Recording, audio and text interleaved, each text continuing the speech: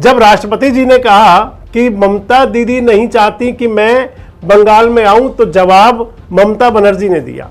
ऐसा कुछ मत बोलिए जिसको आपको बोलना शोभा नहीं देती। एक आदिवासी राष्ट्रपति का गौर अपमान करने वाली टीएमसी की एक गंदी राजनीति और सत्ता का अहंकार बहुत ही जल्द चूर चूर होकर रहेगा। क्या आपके पास पता है ट्राइबल को कितना नाम निकाल दिया है वोटर लिस्ट से? एक अग्नि परीक्षा है, सत्ता पक्ष की भी और विपक्ष की भी। Madam President, you came to Bengal today and unfortunately you chose to parrot on the eve of an election the words of the BJP.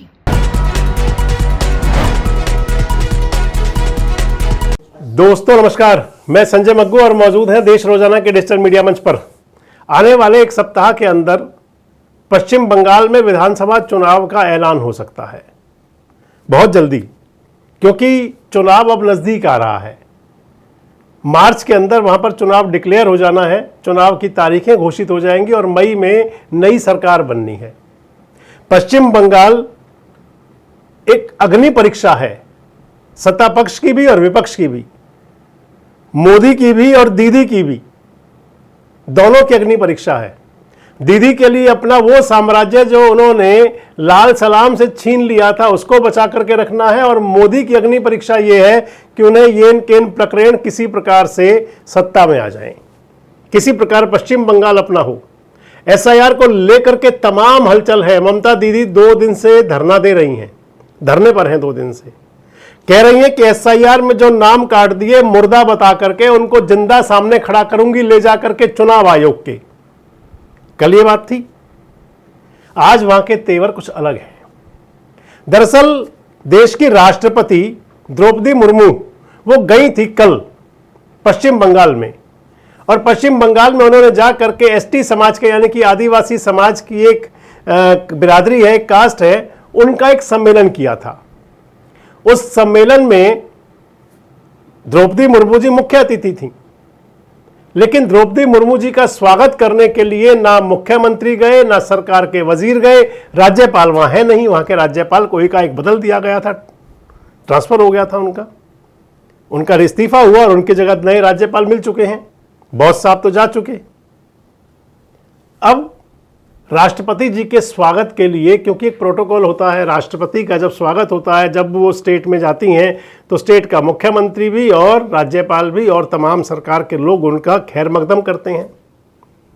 Draupadi Murmu ji गई अपने आदिवासी समाज के लोगों से मिलने के लिए, उनको इकट्ठा करने के लिए, एकजुट करने के लिए, जागृत करने के लिए। तो वहां पर सरकार के लोग नहीं थे, मेयर जरूर थे वहां के, जो प्रथम नागरिक होते हैं एरिया के।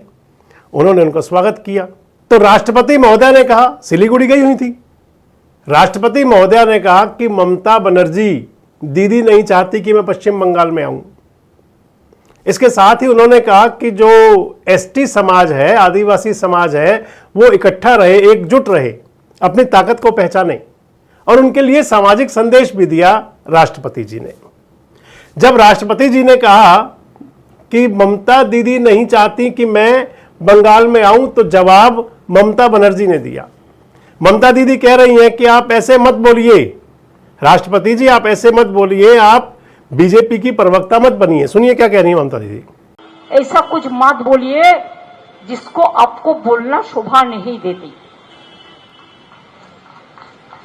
आप प्रेसिडेंट, सबका साथ आपका संबंध है। और इसके साथ ही ममता जी कह रही हैं कि आप आइए, आपका स्वागत है, लेकिन आप देखिए कि एसआईआर में कितने एसटी लोगों के वोट काट दिए गए। आप इस अंदाज को भी सुन लीजिए। क्या आपके पास पता है ट्राइबल को कितना नाम निकाल दिया है वोटर लिस्ट से? उसको हक छीन लिया। कभी तो पता कीजिए, मेहरबानी करके आप ढूंढ लीजिए। तो राष्ट्रपति जी ने जो कहा कि ममता दीदी नहीं चाहती मैं आऊं, और ममता जी ने उनको जवाब दे दिया। इधर ममता दीदी की पार्टी की सांसद हैं महुआ मोइत्रा, उन्होंने भी इसको लेकर के अपनी टिप्पणी दी। उन्होंने कहा कि राष्ट्रपति जी को ऐसी बातें नहीं कहनी चाहिए। आप इसे भी सुन लीजिए।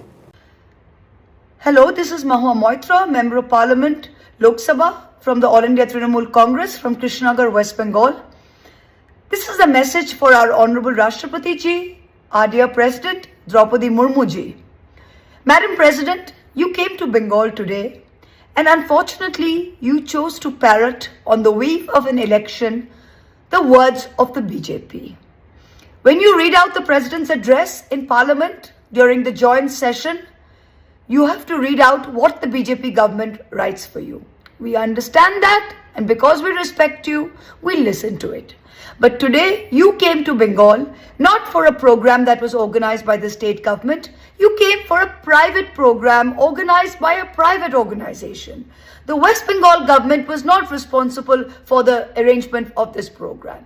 In spite of that, the West Bengal government did a security briefing with your office 3 days ago, and the district magistrate and the police made it amply clear that the site and the arrangements were not in accordance with the presidential visit. In spite of that, your office and you deemed it fit to come to Bengal. And then today, you find that the arrangements were not up to your standard, even though the West Bengal government accorded you every protocol that was necessary. We didn't invite you for this program, and we were not responsible for the arrangements. Yet, after this program, you chose to stand on the soil of Bengal and to make completely unfounded, untrue allegations about Bengal and about how the Adivasis and tribals live in Bengal. May I remind you that ever since you have become the first Lady Adivasi Tribal President of India, the number of atrocities in BJP ruled states on tribals, especially on tribal women, have jumped manifold. You have chosen to keep absolutely mum about all of them. When tribal women were raped and stripped naked and paraded through the streets of Manipur, you didn't say anything. When tribal people were urinated on in Madhya Pradesh, you didn't say anything. When in your home state, Orissa, which is home to about 8 to 9 lakh Christian Adivasis, and in the last 18 months, the atrocities on them have jumped manifold, so much so that there have been documented cases of them not being allowed to bury their dead and being forced to convert and change their Christian rituals for other rituals. You didn't say anything then, and today you come to the soil of Bengal and you are parroting what the BJP says 3 weeks before an election. We respect you. We respect your chair. But Madam President, courtesy begets courtesy. Do not think you can come to our soil and insult our people and lie about what our government is doing and expect us to keep quiet. Please, look within yourself, look within your conscience, and do your chair proud. Do not parrot the words of the BJP. It doesn't behove you, Madam President. Thank you. और उसके बाद आज पश्चिम बंगाल में गए हुए थे देश के प्रधानमंत्री गए हुए थे मोदी जी, और आज मोदी जी ने वहां कहा कि ममता जी ने एक एसटी महिला का, देश की राष्ट्रपति जो सबसे बड़े पद पर है, उनका अपमान किया है। अब सुनिए मोदी जी ने क्या कहा। आज देश अंतर्राष्ट्रीय महिला दिवस मना रहा है, और कल पश्चिम बंगाल में टीएमसी सरकार ने देश की राष्ट्रपति आदरणीय द्रौपदी मुर्मू जी का घोर अपमान किया है। द्रौपदी मुर्मू जी संथाल आदिवासी परंपरा के बहुत बड़े उत्सव में शामिल होने के लिए बंगाल गई थी, लेकिन राष्ट्रपति जी और उस कार्यक्रम का, आदिवासियों के उस महत्वपूर्ण कार्यक्रम का, आदिवासियों का गौरव करने के बजाय टीएमसी ने आदिवासियों के संथाल लोगों के ये अत्यंत पवित्र और महत्वपूर्ण कार्यक्रम का बहिष्कार किया और राष्ट्रपति का बहिष्कार किया। वो स्वयं आदिवासी समाज से आती है। संथाल आदिवासी समाज के विकास के लिए उन्होंने चिंता की है। टीएमसी सरकार ने उस कार्यक्रम को बद इंतजामी के हवाले कर दिया है। साथियों, ये राष्ट्रपति जी के अपमान के साथ साथ देश के संविधान का भी अपमान है। देश के संविधान के स्पिरिट का भी अपमान है। लोकतंत्र की महान परंपरा का भी अपमान है। जिन्होंने जीवन के संघर्ष से तपकर ऊंचाइयां हासिल की हैं, ऐसी हर बहन बेटी, ये उसका भी अपमान है। साथियों, हमारे यहां कहा गया है, अहंकारे हतः पुष्टः समूलम च विनश्यति, यानी अहंकार में चूर व्यक्ति कितना भी शक्तिशाली क्यों न हो, अंततः नष्ट हो जाता है।